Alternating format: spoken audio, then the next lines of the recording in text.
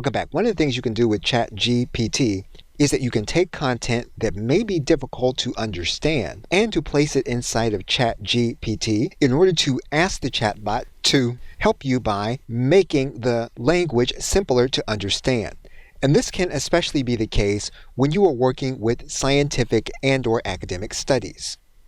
What we're going to do in this case is we're going to copy this information.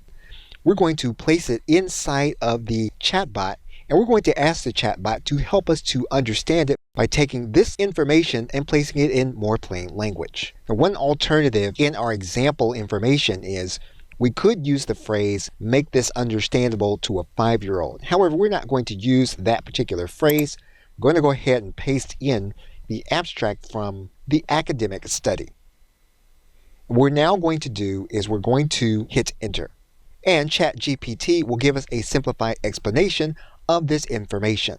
And what you'll notice is a shorter, simplified explanation. And so one thing that ChatGPT can do for us is to simplify information that may be difficult to understand.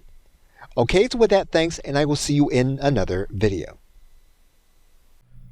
Hey, this is Chappell North. Thanks again for watching the video. If you'd like to get more videos like this, click the link below this video, and we'll have some more videos for you that you can watch that will teach you how to use ChatGPT for beginners. Thanks again. Talk to you soon. Bye-bye.